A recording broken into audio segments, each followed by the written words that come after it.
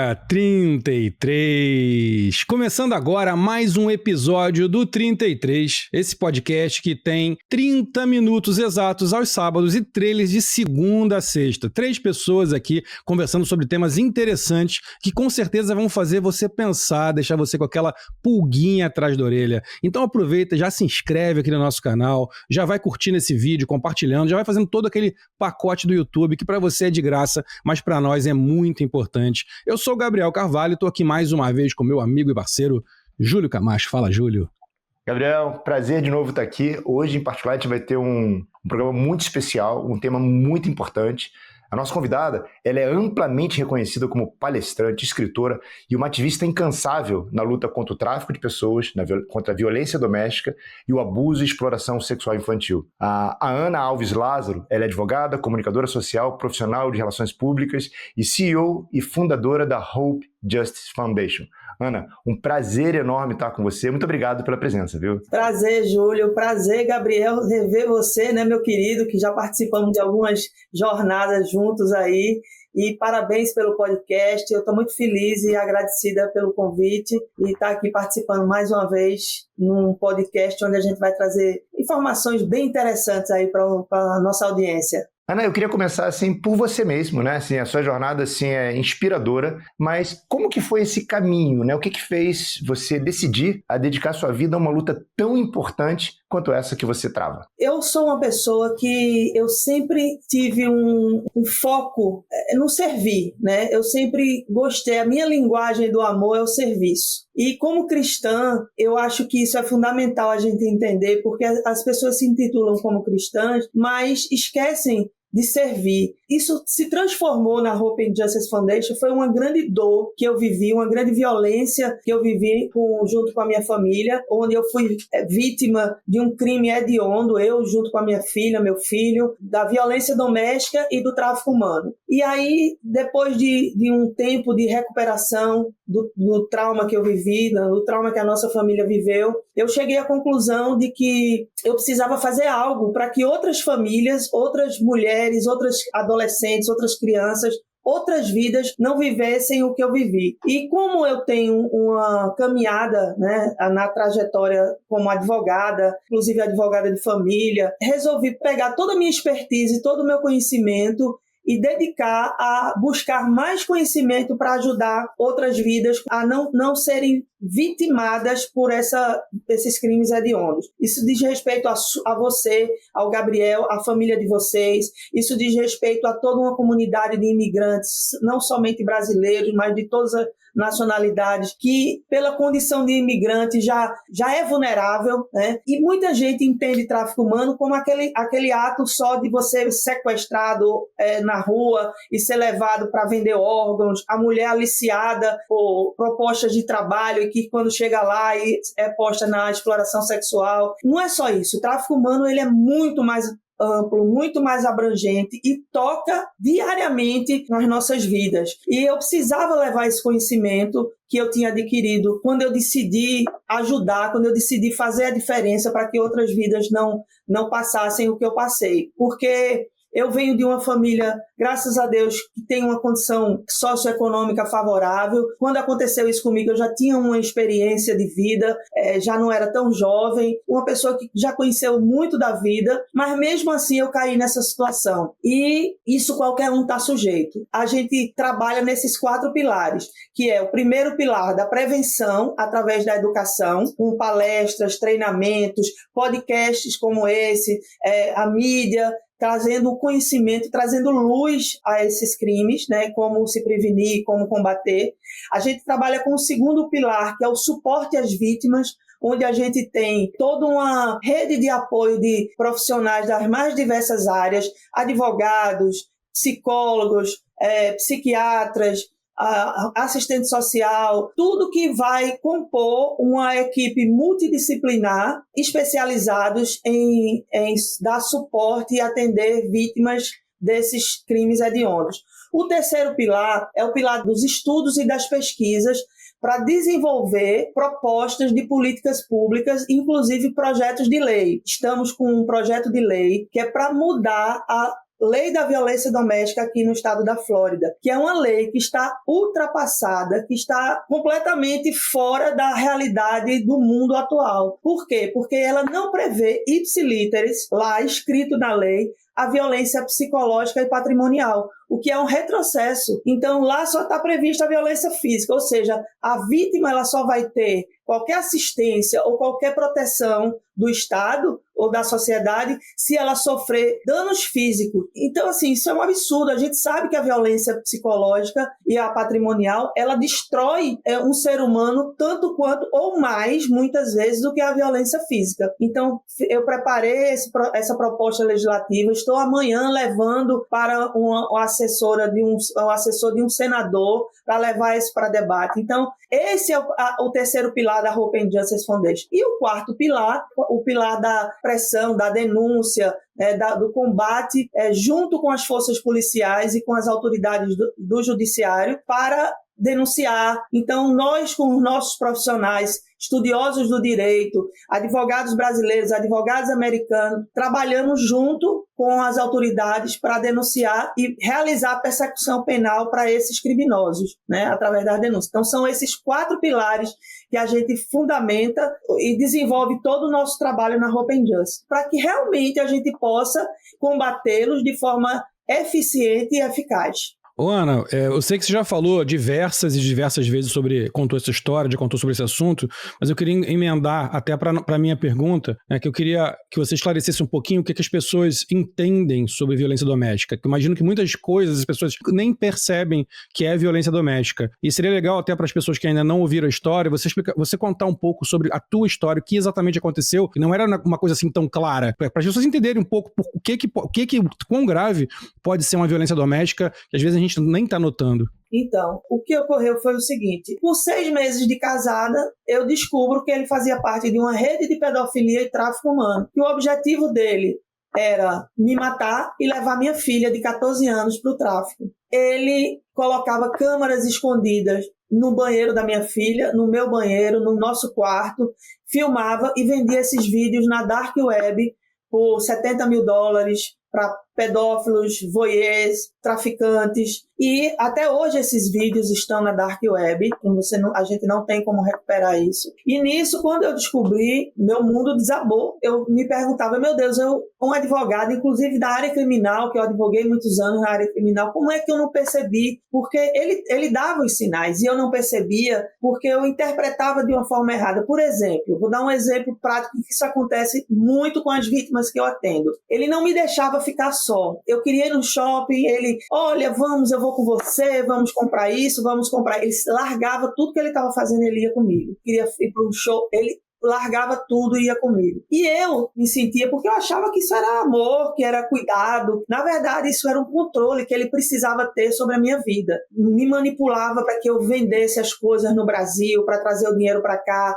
Ele fazia de tudo. E assim, eu achava que era ânsia para a gente querer para comprar nossa casa. Ele usava todas as informações dos meus sonhos, das minhas expectativas de vida, né, do que eu queria da vida. Ele usava tudo isso para me manipular. E eu, me achando muito inteligente, né, muito safa, achava que aquilo estava tudo certo, porque eu nunca tinha vivido uma situação dessa exatamente assim. Então, isso eu vejo muitos casos de imigrantes, mulheres imigrantes, homens imigrantes que chegam aqui. Existe uma visão de que muitas mulheres vêm para cá ou os homens vêm para cá para arrumar um casamento com um americano. Na verdade, o que mais acontece, eu tenho visto isso na prática ao longo desses 6 anos na Hope and Justice, são os americanos que vão em busca de imigrantes ou trazê-los para cá para abusá-los, para manipulá-los, para controlar, para o uso de exploração sexual ou exploração laboral ou golpes para tomar patrimônio, porque eles sabem da fragilidade e da vulnerabilidade do imigrante e sabem que o imigrante vem para o sonho americano, então eles focam muito nessas pessoas, nesses imigrantes que estão vulneráveis. A fragilidade, a vulnerabilidade de nós imigrantes aqui, seja ele do mais simples, o menos instruído ao mais instruído, ao mais abastado, tá vulnerável a situações como essa.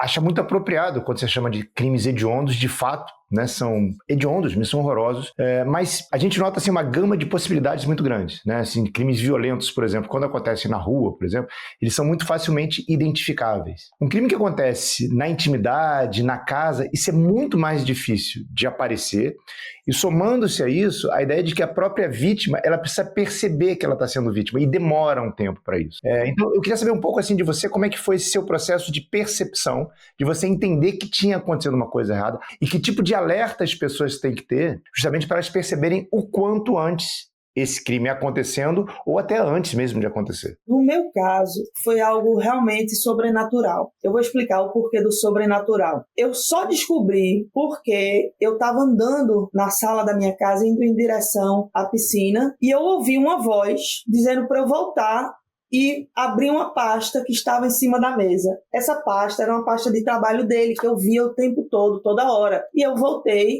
e a pasta estava em cima da mesa, eu abri e fiquei olhando para a pasta. Aí a voz fez, coloque a mão nesse bolso. Eu coloquei a mão no bolso. Quando eu coloquei, puxei, veio um DVD, estava escrito no DVD, Pornô Teenager. Então, assim, eu já comecei a tremer ali, Senhor, o que é isso? O que é que está acontecendo? Eu não estou entendendo quem é esse homem. Eu com uma filha de 14, 15 anos, tinha acabado de completar 15 anos dentro de casa. Eu interroguei ele sobre o DVD e ele mudou de comportamento. Deixou de ser aquele homem educado, né, e passou e reagiu de uma forma muito agressiva, dizendo que foi o amigo dele que passou lá ele trabalhava na Watson nessa época, que passou para ele, e eu questionei aquilo, e ele começou a ficar agressivo e muito transtornado, e eu parei, recuei, porque eu estava sozinha com ele, num local distante, e eu disse, não é a hora de eu cuidar disso aqui. Passou no sábado. Quando chegou no sábado, e eu aproveitei, peguei o cartão de memória, coloquei no computador, e quando eu vi, era minha filha no banheiro, tomando banho, trocando de roupa. Então,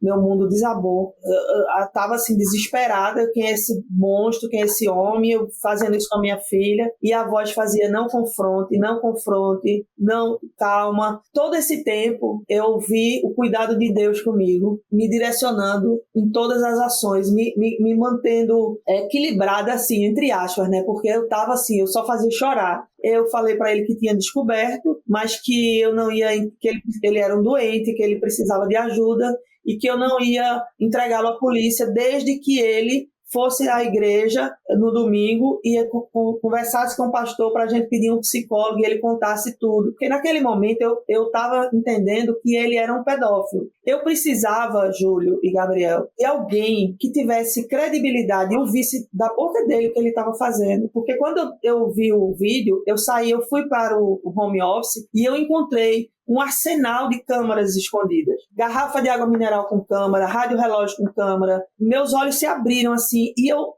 não via aquilo na minha frente.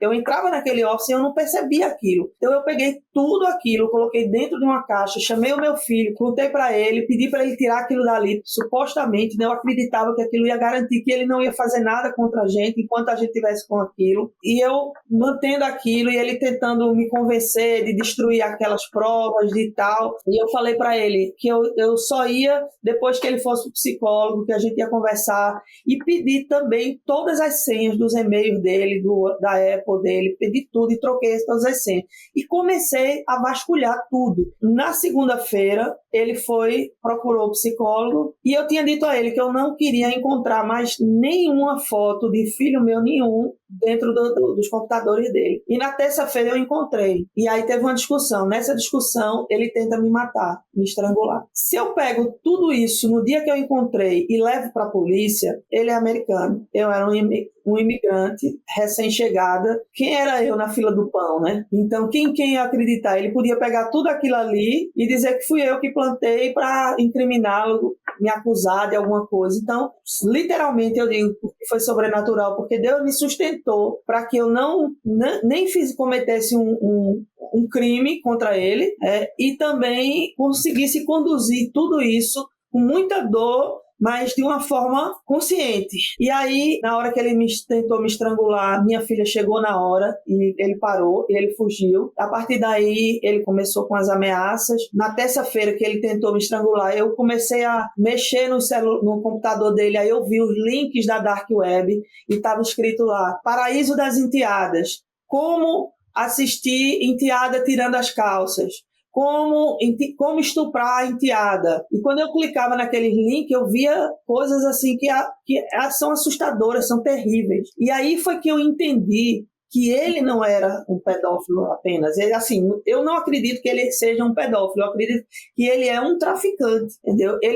Todo o objetivo dele ali era fazer dinheiro. Ele não tem atração. Mas se fosse preciso abusar de uma criança ou da minha filha para ter o dinheiro, ele faria, entendeu? Então, assim, era muito pior do que eu estava imaginando. Nessa noite, eu peguei minhas coisas com a minha filha, meu filho, e fui para casa da minha mãe, e no outro dia eu chamei a polícia.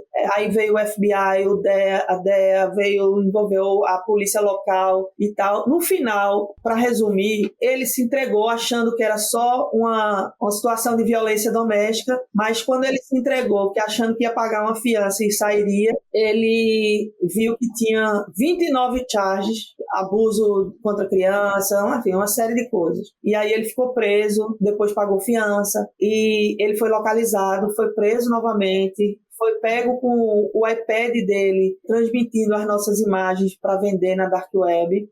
Minha vida parecia aqueles filmes Criminal Minds, sabe? Eu não acreditava. Com relação às pessoas identificarem um predador, ou uma predadora, né? Geralmente eles se apresentam como o salvador da pátria, a solução de todos os seus problemas, a pessoa mais encantadora, mais maravilhosa do mundo. É um padrão. Eu até costumo brincar, digo que eles fazem uma faculdade para isso, porque tem todo um padrão de comportamento que é impressionante. O predador, eles têm um faro para atrair essas vítimas, para se achegar a essas vítimas, e as vítimas têm lá suas vulnerabilidades que vêm de traumas de infância, vêm de lacunas emocionais. Qual é o ser humano que não tem algum trauma de infância, que não tem alguma lacuna emocional? Todo ser humano tem uma história de vulnerabilidade, que traz uma vulnerabilidade. E eles detectam isso com maestria. É impressionante. Por isso a importância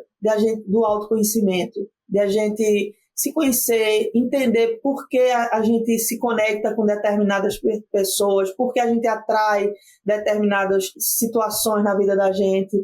Esse autoconhecimento, ele é fundamental para que a gente não caia em situações como essa. Então, é isso que a gente faz com as vítimas e com as pessoas que ainda não foram vítimas e procuram a gente para entender através desses estudos, desse conhecimento, da psicoterapia, enfim, tem tantas ciências e técnicas para a gente buscar esse autoconhecimento. Aproveitar essa fala sua, porque justamente a falta de conhecimento é um dos grandes males. Não é o único, mas é um dos grandes males. A gente nota que a gente conversa muito pouco, fala-se muito pouco sobre essa questão do tráfico internacional de pessoas. Então a primeira pergunta é a gente, como é que isso se dá? São perversos individuais? São quadrilhas? Como é que esse grupo se estrutura?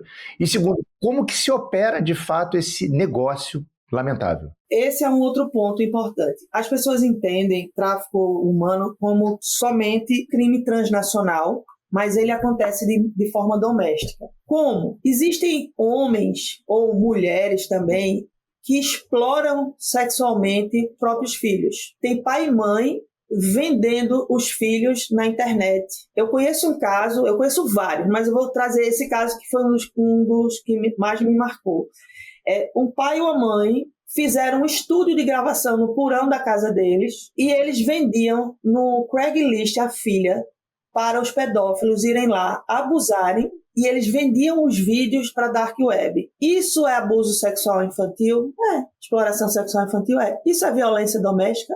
É. Isso é tráfico humano também. O tráfico humano, o que diferencia da violência doméstica e do abuso sexual infantil é que ele tem a finalidade de lucro. O ser humano, ele se torna um commodity, uma mercadoria. Então, o tráfico humano, ele acontece para a exploração laboral, a exploração sexual, para o tráfico de órgãos. Aí, o que é que se faz? Muitas vezes, as autoridades policiais, eles enquadram uma situação dessa como abuso sexual infantil. E aí, esses predadores, esses abusadores, eles vão responder somente por abuso sexual infantil. Eles não respondem por tráfico humano, eles não respondem por violência doméstica. Tem que ter a união dessas três penas. Isso não é feito na prática, especialmente no Brasil. Agora que está começando um pouco, de algumas autoridades estão entendendo, e a gente, através de palestras, de congressos, de treinamentos. Eu estou indo ao Brasil fazer uma capacitação sobre tráfico humano com a OAB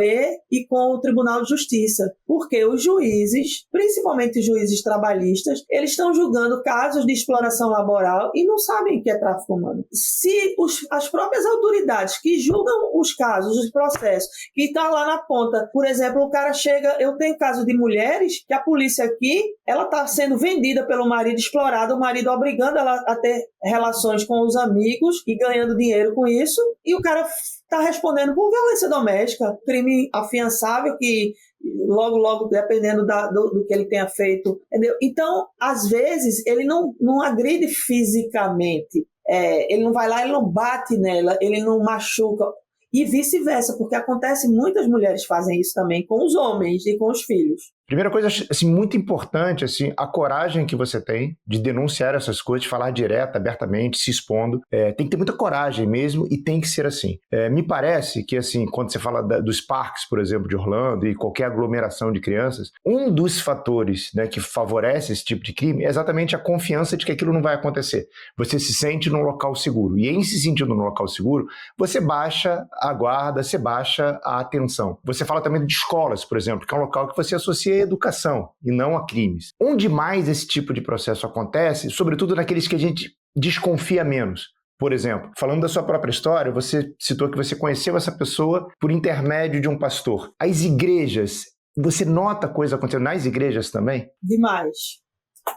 É outro local extremamente vulnerável. As pessoas estão dentro das igrejas achando que estão seguras, que estão ali, e não estão. Não estão. Tanto que eu desenvolvi um trabalho, uma mentoria, um projeto para orientar, ajudar as igrejas a se protegerem dessas situações, desses crimes. Capacitar as lideranças, como conduzir em situações desse tipo, treinar o olhar das lideranças para determinados comportamentos. Eu estou oferecendo há mais ou menos uns 6 meses essa mentoria para as igrejas, mas infelizmente não dão muita atenção, porque acham que vai reduzir o número de membros, de seguidores. Muito pelo contrário, se eu sei que a minha igreja é uma igreja que tem essa preocupação, tem treinamentos de lideranças, tem capacitação, faz background check de toda a liderança que vai trabalhar com a igreja, né? Eu quero estar naquela igreja, que eu sei que eles têm um suporte de uma instituição,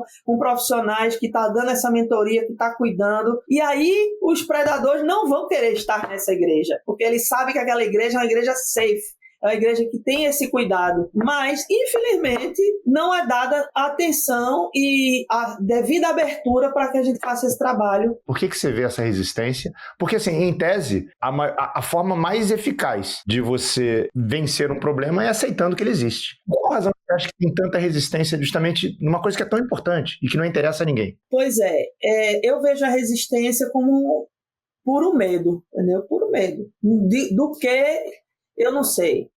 Esse é um tema muito sério, é um tema assim, muito importante, e é muito importante que a gente consiga aprender com os erros que a gente comete e com erros que os outros cometem. Então, na verdade, são 3 perguntas que a gente faz sempre. A primeira é o seguinte: um erro seu que você tenha cometido, e o que você extraiu de aprendizado disso?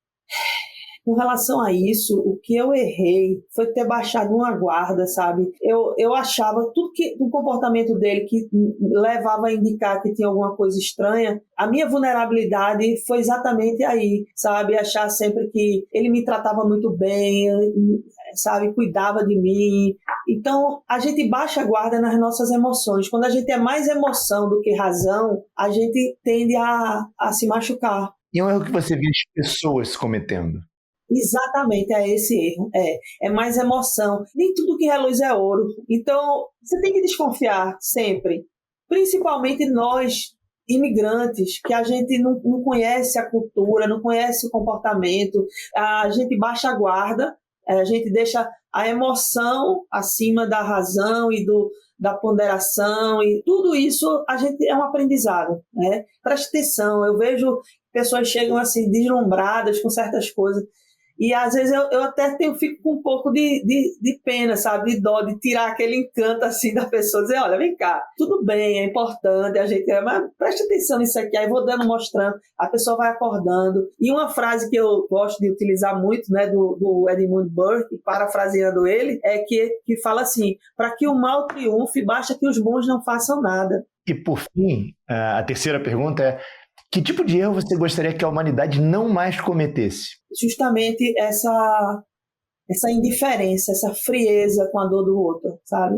Essa frieza com a dor do outro. Será que é possível você esperar acontecer com você para você entender essa dor? Ou você não pode entender essa dor sem precisar acontecer com você, entendeu? Ter mais empatia e se importar com o outro. Esse assunto é um assunto que mexe, né? É um assunto importantíssimo, é um assunto que mexe demais com a gente, porque isso é uma coisa que mexe com a gente, com o nosso dia a dia, com nossas famílias, com as pessoas que a gente ama. Não dá, mas assim, dá pra gente fazer vários programas que, de verdade, porque tem outros assuntos muito importantes que a gente pode tocar aqui, que tem a ver com o que você falou. Mas enfim, vamos agora para nossa última pergunta, que é a pergunta clássica do 33, que é: se você tivesse 3 minutos com qualquer pessoa que esteja nessa terra, que já tenha partido, uma pessoa até que você imaginária, que você vê na sua mente, uma pessoa que você gostaria de falar, quem seria essa pessoa e o que você perguntaria para essa pessoa durante esses 3 minutos para que vocês pudessem conversar? Essa pessoa, sem dúvida, seria Jesus Cristo. Eu gostaria muito de ter esses 3 minutos com ele ainda aqui. Eu sei que eu vou ter toda a eternidade com ele, isso eu tenho certeza. Mas ainda aqui, nessa terra, eu queria esses 3 minutos. Deixa eu mudar um pouco a estrutura da pergunta. Se você estivesse com ele, então, e ele te dissesse: Ana, eu gostaria que você me fizesse uma pergunta. Que pergunta seria essa? Talvez eu perguntasse a ele se ele passaria tudo de novo pelo que ele fez por nós. Eu sei que a resposta seria, mas eu perguntaria isso. Eu gostaria de ouvir. Maravilha, Ana. Ana, muito obrigado mais uma vez pela aula que você deu aqui pra gente, pelo seu tempo. Conte com a gente sempre. O Diego vai botar aqui, sempre coloca a hashtag, vai botar da Fundação também, a sua, da Fundação, que é para as pessoas que têm interesse em participar, em ajudar, em conhecer, possam entrar em contato também, porque, como eu falei, é uma luta de todos nós, você falou muito bem, é uma luta de todos nós, a gente tem que estar envolvido nessa luta. Muito obrigado mais uma vez, foi um barato estar com você aqui novamente. Espero que a gente possa falar outras vezes e que as próximas vezes a gente tenha ótimas notícias, que as coisas, que os números caiam, que a gente consiga ter evolução, que a gente busca, né? A gente não quer ficar falando sobre o problema o tempo todo, né? A gente quer, não? Na próxima vez, a gente já vai trazer a notícia que conseguimos mudar a lei da violência doméstica na Flórida. Isso é uma grande conquista. Amém, tomara. E eu queria aproveitar, antes de passar aí para o Júlio, dizer que dia 21 e 22 de novembro vamos fazer a segunda Conferência Internacional de Prevenção e Combate ao Tráfico Humano, Violência Doméstica e Abuso e Exploração Sexual Infantil. Essa conferência vai ser aqui em Orlando, na First Baptist. Conseguimos lá um auditório. Vamos trazer especialistas do mundo inteiro participando com palestras, especialistas, testemunhos de sobreviventes do tráfico, da violência doméstica. Vai ser incrível. E eu quero que vocês, por favor, deixem registrado na agenda de vocês, para vocês participarem com a gente disso aí, divulgarem. Ana, olha, normalmente a gente costuma dizer que foi muito legal, foi muito gostosa a nossa conversa. Hoje, muito mais do que isso, foi muito importante a nossa conversa. Acho que você sabe disso, né? O tema que você coloca em primeiro plano é muito importante, muito pouco falado, e acho que quanto mais escuta tiver para isso, melhor para a sociedade como um todo. Mais do que qualquer coisa, parabéns mesmo pela luta que você encabeça. E foi um prazer. Obrigada, foi um prazer conhecer e só chamar quando precisar. E estamos aqui à disposição. E é isso aí, pessoal. Mais um programa incrível. Estamos aqui junto trazendo esse assunto tão importante, com a Ana trazendo à luz toda essa questão tão importante. E você que está aí, não tem como você não dar like nesse vídeo, não compartilhar tanta coisa importante, tanta coisa tão fundamental. Já se inscreve no nosso canal, que é gratuito, para nós é muito importante a força de vocês. Quanto mais inscritos, mais likes, mais compartilhamentos, mais o YouTube mostra o 33 e os programas que a gente está trazendo para mais pessoas, que a gente quer sempre deixar você com a pulguinha atrás da orelha, e hoje certamente você tem pulga pra caramba aí para pensar, muita coisa para ficar na sua cabeça para você refletir. Então, até semana que vem, não se esqueça, de segunda a sexta a gente tem os trailers e no sábado o programa completo com exatos 3 minutos e 30 minutos, perdão, exatos 30 minutos. E semana que vem tem mais um programa. Vai acompanhando aqui a gente e vem aqui comigo e diga 33.